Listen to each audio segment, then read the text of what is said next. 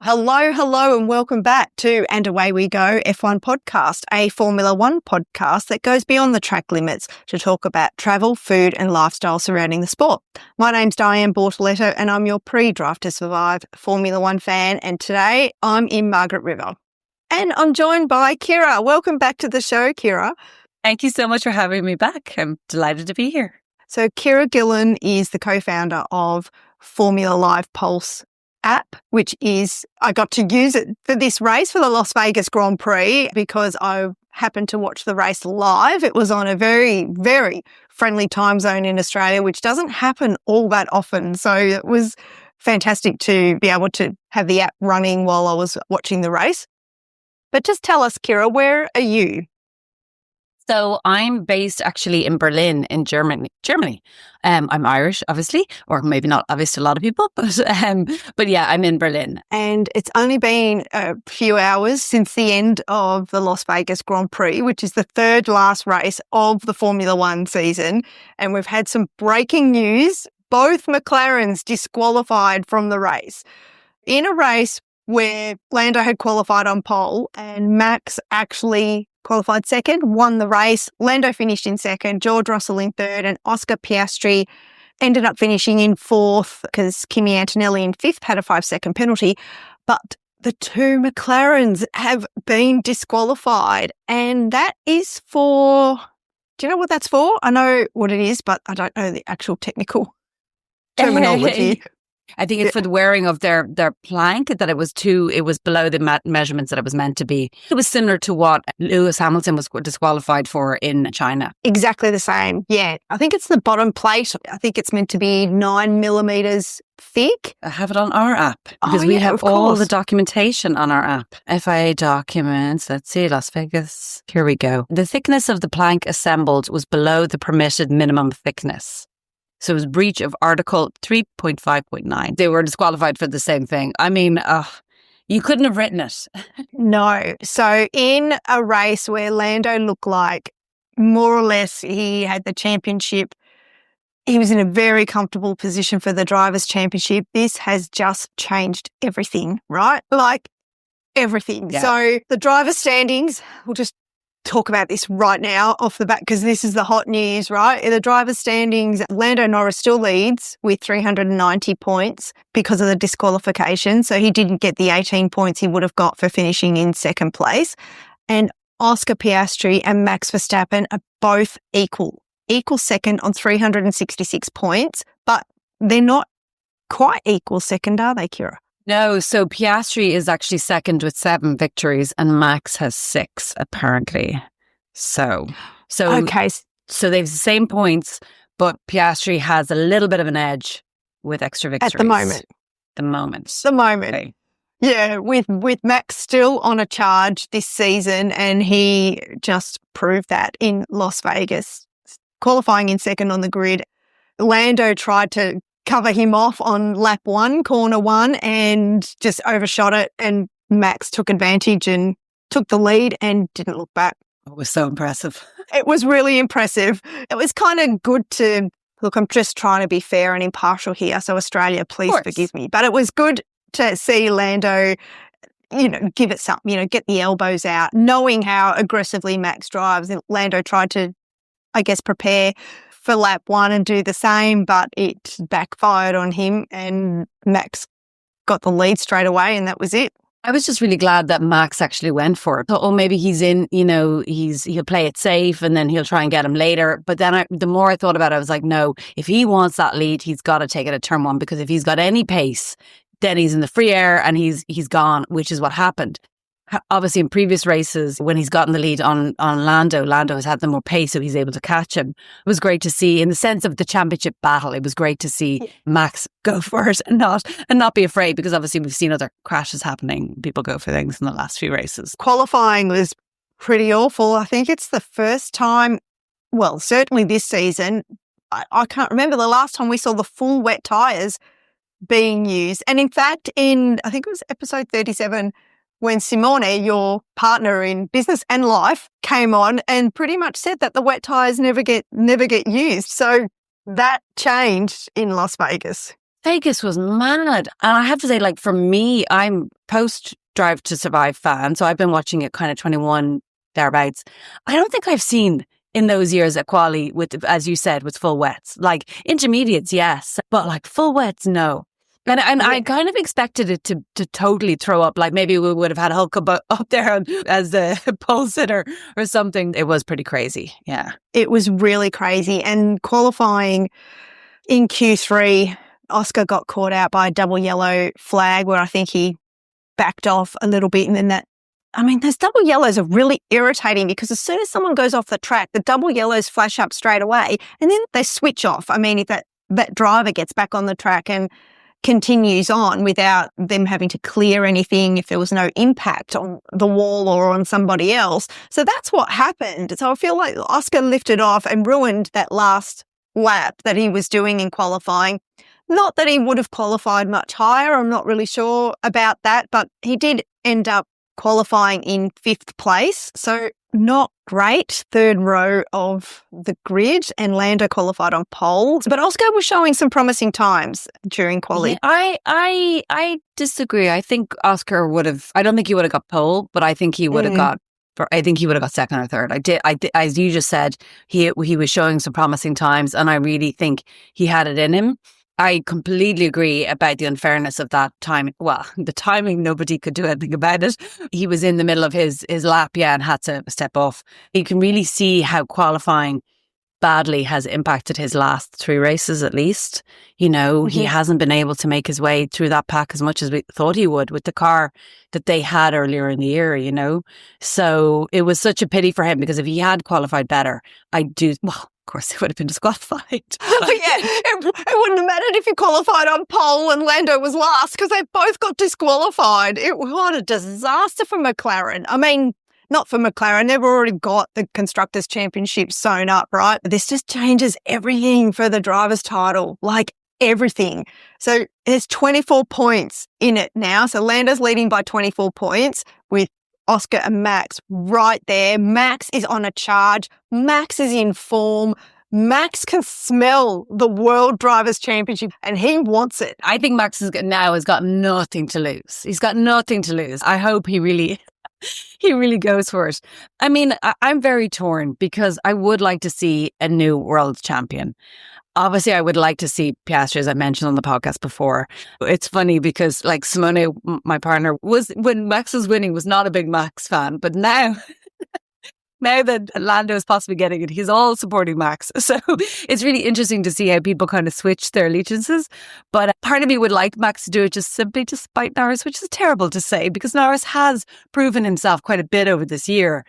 But I don't know. Yes, but, you know, he's also had the full support of Daddy Zach and the team. So Norris has had great races and great results and also the full support of the team. And I feel like Oscar hasn't had that. And in fact, Pierre Gasly and Max Verstappen have been quoted during the week as saying that you don't just forget how to drive all of a sudden. And for Oscar to always be either beating Lando or within a 10th, to all of a sudden be 5 tenths, 4 tenths off the pace, something has happened. Something has happened to the car.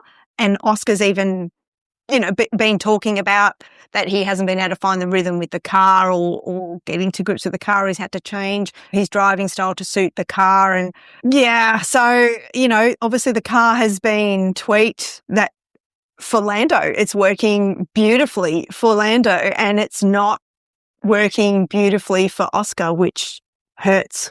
I do feel the same way that something has changed and it has not benefited Piastri. Of course, Lando fans, McLaren fans would argue differently, but I do think it is a pity to see a team that prides itself on equality not being able to be equal to both its drivers and both the drivers who are really just world class. Like I do strongly believe, and I'll probably be very repetitious for people in saying this, that Piastri is a world champion and he will win a world champion at some point. I really do feel it. Like in his 3rd year in Formula One, and he's already put massive pressure on a driver who's been there 7 years. You know, I don't think it's necessarily shady, but I think that there is a focus more on Lando being golden boy, being long-term McLaren driver. Exactly. Yeah, exactly. You know. Just jotted down some career stats, you know, thinking about exactly like you said, Oscar's third season. So Lando Norris has had 151 Formula One race starts compared to Oscar's 68.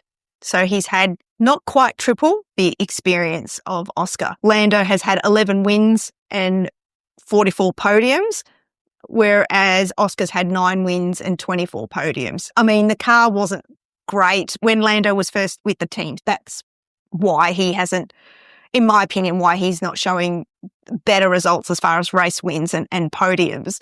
Whereas Max has had 231 race starts and 69 race wins after winning here in Las Vegas and 125 podiums. Also on 150 race starts is George Russell, and he's had 5 wins and 24 podiums. Just interesting how close those two are, given the experience levels are like vastly different, but the results are really kind of close. Oh my God, this championship battle is just so intense at the moment. 100%. But I think this is it. I think people kind of forget, in a way that like Piastri is only in his 3rd year. Like the guy, I mean, I know, I don't come from me, but I could be wrong. I think Lewis won in his 1st year, or if not his 1st year, it was his 2nd year. So it's been done. And I also think they're coming into this year, there was a lot more pressure on Norris to succeed. As the more senior driver, yet you're right, the car was never really great. They were a midfield team until 2 years ago, but there was more pressure on him. And then suddenly to have his second driver, the guy, his teammate, fighting him for the championship, like, oh my God. So leading the championship at some points, right? Leading the championship for most of it. So in some ways, Norris is quite impressive that he actually managed to keep himself calm and get back in the lead, et cetera, et cetera. But also really you expect it of him, being the guy who's been in Formula One 7 years or 4 years more than his junior driver. I mean, he's not junior, but Yeah, than Oscar. Yeah, absolutely. Oscar's had a phenomenal season, but it's not over yet. And it could be like an amazing season. There's 2 races to go.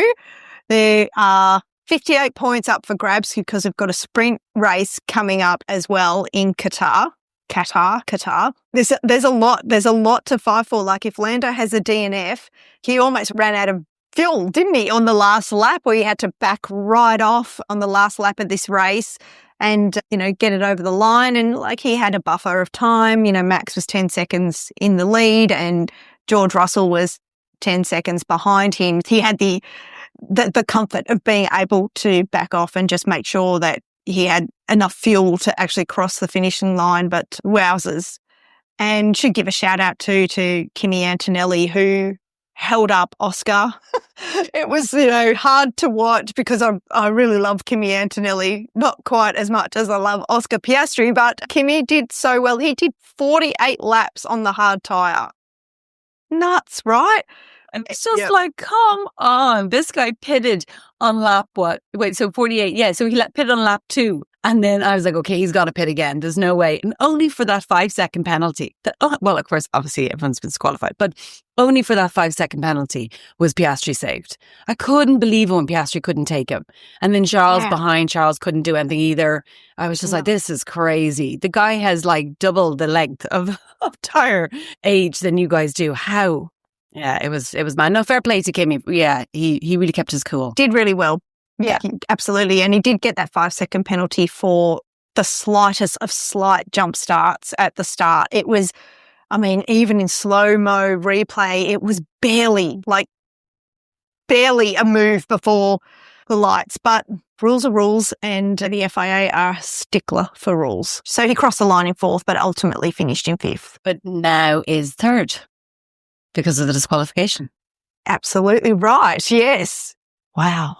He really is one to watch as well. Mercedes made a big fuss at getting him, signing him, bringing him on, and everyone was kind of criticizing him during the season. But he really is a quality driver, and I do think he's going to be one to watch, definitely, as the years go on, Yeah, so that puts both Mercedes on the podium, which they weren't on the podium live because the FIA hadn't done their scrutineering of the cars yet and hadn't disqualified the McLarens.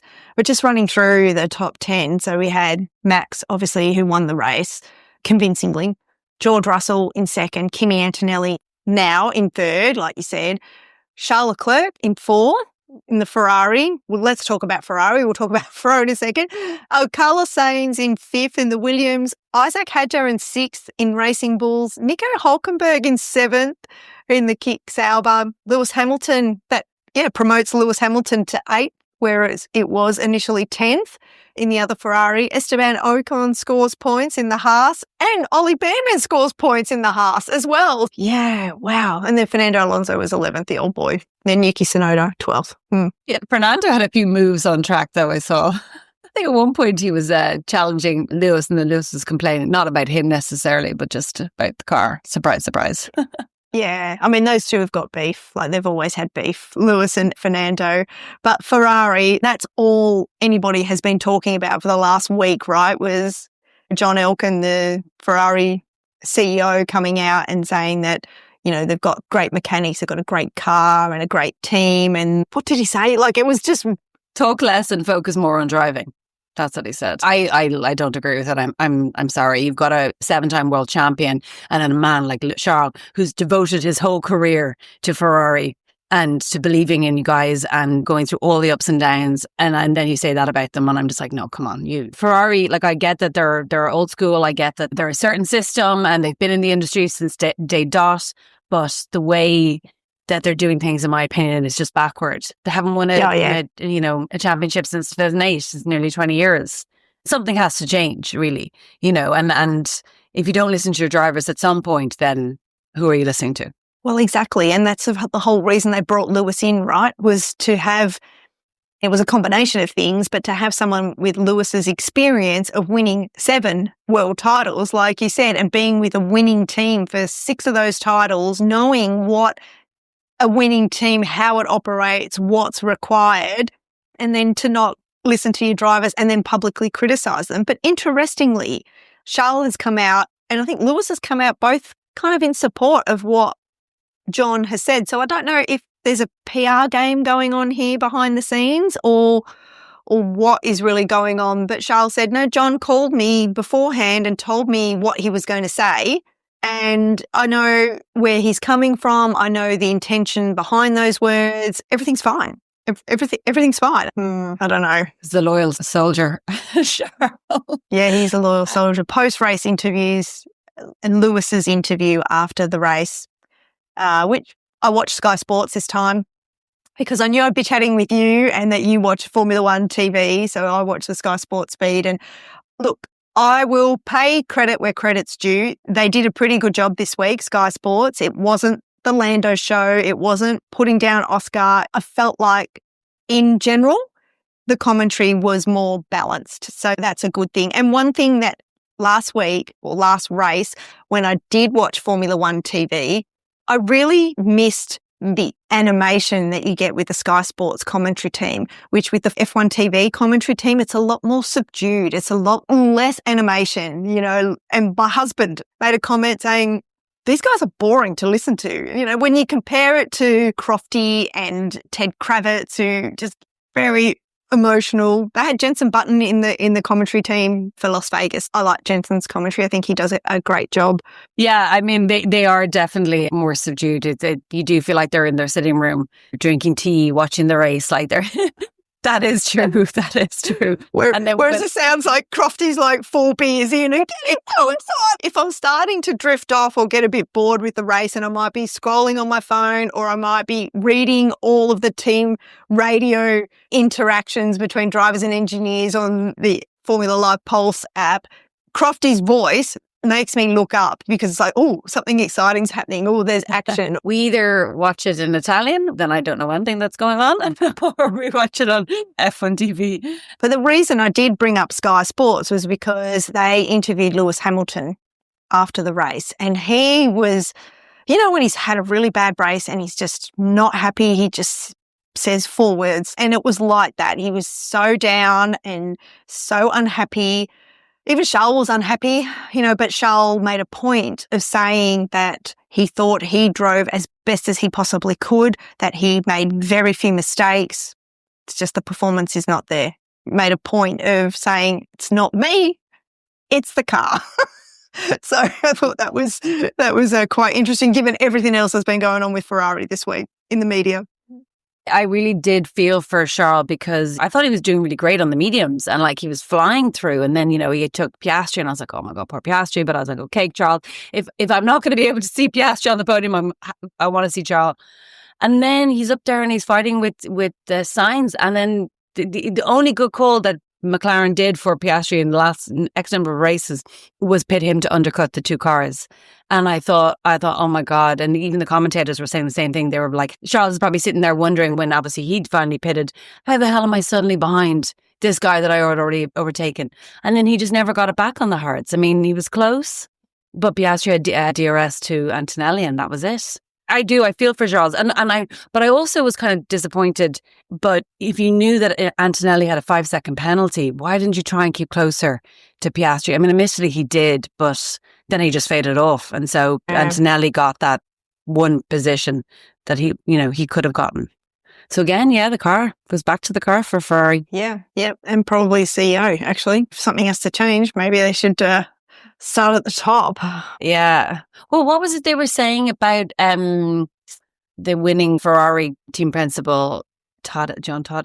Jean Todt, yeah. That he was there like 7 years before they actually won a championship, that it takes time with Ferrari. But with all the team principals in the last few years, it's after like 3-4 years, they're going, okay, bye, see you later, next. Yeah.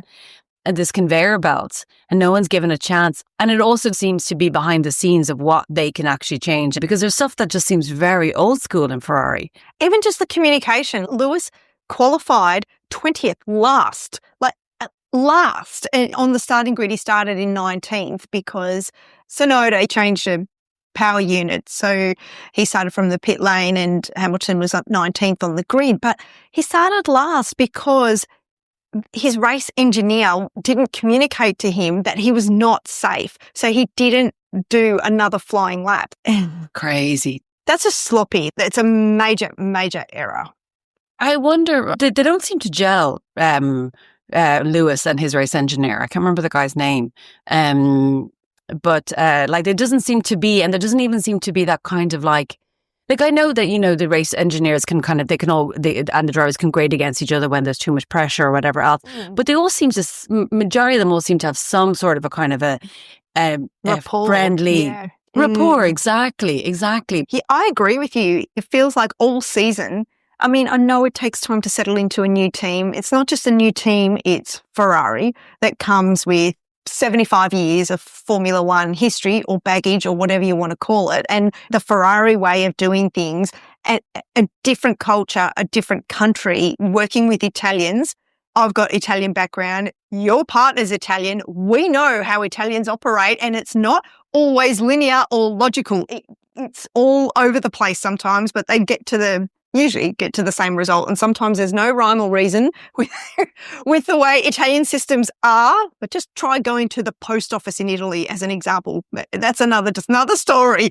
But so Lewis has had to contend with such a mega huge change. So of course that's going to take time. But I agree with you. He just doesn't seem to have gelled with his race engineer. And I mean, it's got to be hard after being with Bono at Mercedes for such a long time. And him and Bono were close, they were good mates, and they just could understand each other with one word, and he doesn't have anywhere near that same kind of rapport with his Ferrari race engineer, and it's showing. It's definitely showing.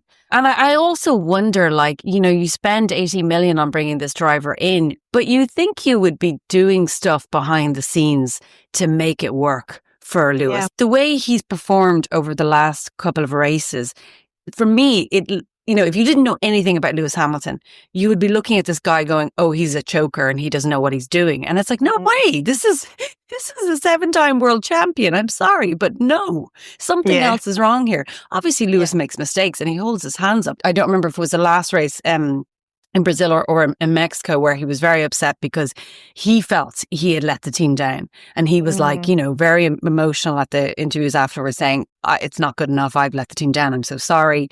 So he does hold his hands up. But I just feel like, as you mentioned, the cultural difference, all the different things, it just doesn't seem to be there. You'd think that they would look at it and go, okay, how can we make this relationship more symbiotic, work better, I mean, maybe they are, and maybe it's just not working. I don't know. We're not really, unfortunately, not privy to what's going on behind the scenes, even though we want to know everything. Like we just don't. Yeah. So we need a spy in Ferrari. Yeah, we do. I'll just run through the Constructors' Championship because there's still battles going on there, even though McLaren's got it sewn up, so they're sitting on 756 points. In second place is Mercedes on 431. Then 40 points behind is Red Bull Racing on 391. Now, with Max on a charge, Mercedes should be worried. And then Ferrari on 378. So Red Bull Racing 391, Ferrari 378. Then there's a big gap to Williams in fifth on 121, Racing Bulls on 90, Haas on 73, Aston Martin on 72, Kick Sauber on 68. Oh, so there's another battle there, 7th, 8th and 9th. And then Alpine dead last on 22. Wow. I do wonder if next year, I mean, Briatore is...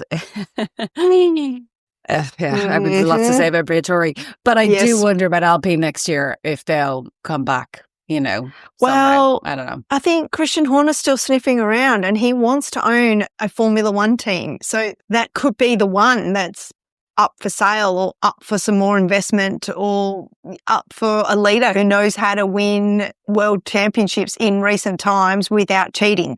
So you never know. You never know. Apparently Christian Horner's not allowed in the paddock for a full year with gardening leave. We're just going to have to watch this space. But speaking of teams and selling teams, obviously Toto Wolff's selling 5% of his share of the Mercedes team, which is valued at $6 billion according to the agreement.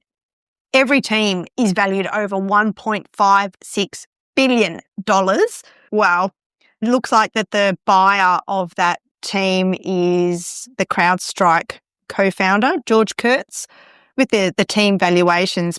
In 2018, McLaren had a $137 million loss. So that's 2018. It's not even that long ago, right?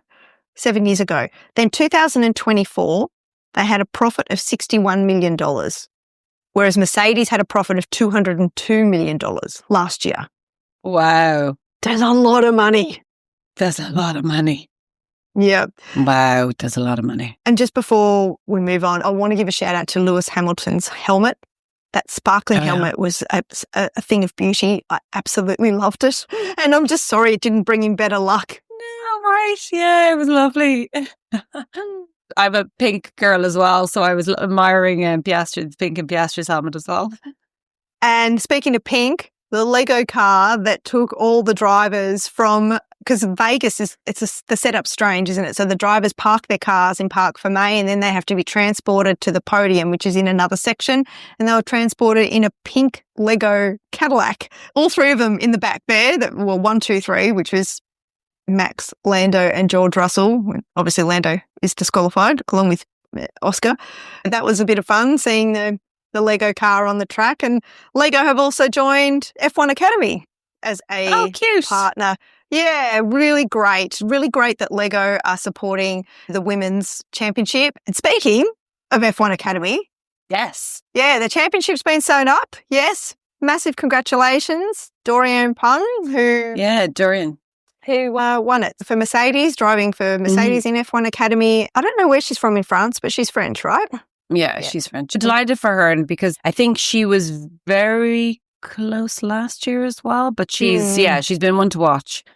She's been one to watch, so really delighted for her. Yeah, me too. Thrilled. Exciting. Definitely. That was a very, very heartwarming moment, just watching her celebrate and be absolutely overjoyed, as you would be winning a championship. Congratulations to Dorian. That's brilliant. She's worked really hard. You can tell she's wanted this from day one. F1 The Academy documentary that's on Netflix is very good. So if you guys haven't watched that yet, I would highly recommend watching that. It gives you great insight into the whole championship and what it stands for and why it's really important and the personalities behind it. It's done really well. It's done like, the first season of Drive to Survive without as much the drama and the tension that gets put into the production these days. Yeah, it's well worth watching. Definitely. Definitely. The other thing I want to talk about with the Las Vegas Grand Prix before moving on is, firstly, the end interviews where Lando swore. So I'm waiting for the FIA to come out with a fine for that one, because initially he said, no, I thought I'd be nice and let Max win. And then he said, no, I'm just joking, I effed up. So he said effed up first. And then when the commentator went back and asked him about that again, he actually swore and said the word, I effed up. Waiting for the FIA to dish out a big fat fine for that one, because if Max gets a fine and all sorts of things for swearing, then it's only right that Lando should as well. I thought it was in the interviews that they were more sensitive about it, but the commentator also apologized. So yeah, there might be a fine coming his way. It's such a show, Vegas, right? The whole theatrics. And I actually quite liked the end show that they did. So there's like 1,200 fountains at the Bellagio Hotel, and they had this whole Mickey Mouse conducting, like he was conducting the fountains that were moving up and down to music. I think it was like the Mickey Mouse song or a Fantasia song, not 100% sure, and the F1 anthem. So it was a bit of a mashup of the two. They had fireworks going on in the background. I actually quite liked it. Have you ever been to Vegas? I have been to Vegas. So yeah, let's talk about travel quickly. I went to Vegas as a backpacker. I caught the bus from Los Angeles to Las Vegas. It was a Greyhound bus, and I was traveling by myself. I booked into Caesar's Palace. It was in December as well, so it was a quietish time of year for Vegas. It's winter. So I was on my own, and on the Greyhound bus, there were a couple in front of me, and they turned around and started chatting to me. They were a bit older. I was like in my 20s, a bit older, and he looked like he'd just got out of jail. Like he had one of those faces that is deeply lined, a hard face. Someone that looks like they've had a hard life. And he said that he was an extra, and he played a criminal, like criminals in movies as an extra. And I can't remember what she said she was, but he did say that he had been to jail and that he'd found God and that he was a changed man. One of those kind of travel conversations where all of a sudden gets really deep really quickly. And then I started getting an icky vibe from both of them, and they asked me where I was staying, and I lied. I said I was staying at the youth hostel, because there is a youth hostel in Vegas. Well, there was at that time, because I don't want to be around these people. And I didn't even want to talk to them anymore on the bus, but I was just being polite. I was young and dumb and just didn't want to say, leave me alone. Leave me alone, even though every cell in my body was tensing up, telling me, oh my God. And then they said, well, we can give you a lift to the youth hostel when we got there. And I said, oh no, it's fine. Really, it's fine. I don't need a lift. And then I got off the bus, pretty much got my luggage, and basically ran for a taxi. And I was just like, just start driving that way. And then once we were out of sight, then I said to the taxi, all right, now can you turn around and take me to Caesar's Palace, please? Yeah, it was one of those moments I felt really quite uneasy and unsafe. And yeah, I just didn't want them knowing where I was staying, because they knew I was traveling by myself. So it was But, then I stayed at Caesar's Palace, and I really wanted to play craps. The game you see on all the movies with the dice where they throw it on the table and you've got to roll a 7 or an 11. But I didn't know the rules. So the croupier, I told him, I don't know the rules. I'm a young, dumb Australian girl. And so he told me the rules, and I played craps for a bit and ate off the buffet. And yeah, I found Vegas weird.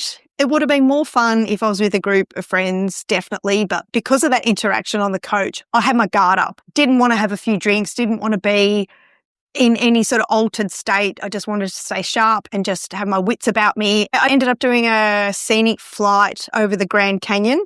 And one of the benefits of traveling on your own is that when you do scenic flights in small planes, like I got to sit next to the pilot, like at the front of this small plane, and did this. Oh, it was magic. Like the Grand Canyon is so colossal. It's absolutely spectacular. It really did take my breath away. But the whole time I was on the flight, I remember thinking, I just want to be on the ground. I just want to be on the ground and just be dwarfed by colossal rock formation, the canyons. The other thing that Vegas has are insane shopping malls, discount outlet shopping malls.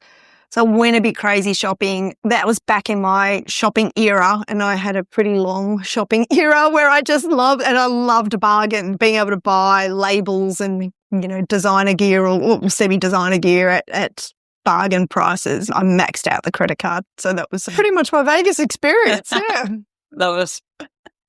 Yeah, but I do remember seeing like Little Venice and Little Paris that they've got there. And I remember being really unimpressed by it and just finding it just not to my taste. If I was to go back, obviously a bit older now, a bit wiser, it'd be fun to go back with friends. Yeah, I've never been attracted to go to Vegas, really, to be honest. I mean, part of me wants to see it simply for the spectacle. Yeah. I'll say I've been there. But I get the feeling it's quite seedy and also just lacking kind of culture. There's a lot more interesting places to go in the States, obviously in the world, but also in the States than going to Vegas, I think. The best experience I had in Vegas was the Grand Canyon, so outside of Vegas. Which I guess says a lot in itself. I mean, people love it. People love the atmosphere. Like, they find it all very exciting. And you're really like on the Greyhound bus that you really do drive through the desert. Like, there's just nothing. And then all of a sudden you've got this metropolis of lights and grand hotels and people with crazy wealth and people with absolutely no class. And then all this weird stuff going, like the Elvis wedding chapels and things like that. It's another world. Yeah. Yeah. And then compare that to Qatar, where the next race is. So Qatar, so that's a sprint race, sprint weekend. We've got, it's all to play for, really. Like one DNF from Lando. And I have a thing here about Lando becoming world champion in Qatar. If he outscores both Max and Oscar by 2 points across the entire Qatar weekend, sprint and the race, so to win the title. So he only needs to be 2 points ahead of his rivals to be champion. So, for example, if Lando finishes P2 in the race and Max finishes P3, Lando gains 3 points. Champion. So he only needs 2 points ahead of Oscar or Max to take the drive. Oh, gosh. Unless one of them wins, then... Yeah, like he needs to have a terrible weekend in Qatar, really. That's, I think, really what the gist of it is. Because he's, 24 points ahead? It's a full win and him not getting anything, So, I think he really needs to have a terrible weekend and either Oscar or Verstappen has to win, has to do really well. He's very close. It is. It's nail biting. Yeah. I hope it goes down through to Abu Dhabi. I hope it's decided at the last race because that's, as fans, that's what we want. We don't want it all sewn up and for Abu Dhabi to be a parade lap. We want, we want to see him racing down to the wire. So let's hope that the championship battle stays alive. The other thing I just want to talk about before we wrap up is Cadillac. Zhou Guanyu, who's the Cadillac reserve driver, has been announced and has done and Sergio Perez has done some testing, funny enough, in a Ferrari, the SF23 at Imola, which is a 2-year-old Ferrari. They've also signed up Colton Herta, the US driver, as Cadillac's test driver. And Cadillac will be using a Ferrari engine and gearbox in 2026 while they, develop their own. It's going to take some time, I think, for them to develop their own, or maybe they'll continue to be a Ferrari customer team. Not 100% sure. So Sergio Perez, without a contract in Formula One this year, has been out testing, and Valtteri Bottas will be joining him straight after the end of the season. I think the season ends, I think it's December 7. Yeah, it is. December 7, and then Valtteri will be with the team from December 8. Yeah. What do you think of their driver choice with Cadillac? I think it's smart. I think it's very smart. I think they're taking two drivers who have lots of experience, who've won races, who've come from winning teams. Yeah, it makes so much sense. But I think as a team who are coming in with no experience in F1, it makes so much sense to bring in two experienced drivers and work with them, definitely. Yeah. Yeah, I agree. Yeah. I was just going to say that, I wasn't always a Perez fan. He did irritate me, but I am kind of delighted for him, to get his shining hour, in Cadillac. So fair play to him, Yeah, I quite liked Sergio Perez. I always felt like he was the ultimate team player. Like, he did things to help Max win championships, holding other drivers up, and he really, swapping positions. He really did play the team game to the letter. And I always felt like he was perhaps a bit hard done by Red Bull. I mean, Max was just such a talent that anyone who's been in the seat since him has paled in comparison to Max. I'm really happy for Mexico as well, because they seem to have like such passionate fans, and now they've got their driver back on the grid. Well, they will do next year, which is fantastic. And Valtteri Bottas, I don't know if you know, but he's Australian. Oh, I didn't know. No, are you joking? I'm like, what? He's not, no, but we've adopted him because his partner is Tiffany Cromwell, who's an Olympic gold medalist in cycling. Nice. So they've been together for a long time. And they've actually just bought a winery in South Australia that has chalets on it where you can go and stay. That just got announced, I don't know, last week. It was in the news. So Valtteri, he might be from Finland, but Australia has well and truly adopted him. He did this fabulous ad with Uber car share. So Uber in Australia have launched a car share where you can, like Airbnb for your house, it's Uber for your car, where you can if you're not driving your car, you can put it on this share app and basically rent it out, make some money from it. So it was a very Australian, total, just a parody. Like, it was hilarious. I want to say take, but I don't want to swear on the podcast. I don't know another word for it. Tongue in cheek, maybe? Tongue in cheek? Yeah, total tongue in cheek take on all of the Australian stereotypes. I'll try and find a link for that actually and put it in the show notes, because it was very, very funny. Yeah, we love Valtteri Bottas. I'm very happy to be seeing him back on the grid next year with Cadillac, with Sergio Perez. Yeah. So, well, thank you very much, Ciara, for jumping on and co-hosting. And gosh, so much to talk about after Las Vegas and 2 McLaren disqualifications, and the championship battle just heating up, and the constructors heating up, besides number 1. If you guys have liked what you've listened to, please rate and review the show. Please subscribe if you're watching us on YouTube. All of those interactions really help us grow the podcast, which is the name of the game. You can find us on LinkedIn, YouTube, TikTok, Facebook. What am I missing? Sure. Thank you. And Instagram. And you can email us at andawaywegof1podcast@gmail.com. Well, I'm Dianne Bortoletto, and I've been joined by Ciara Gillan. Thank you so much for having me. Fantastic. Thank you very much. Until next week, and until lights out.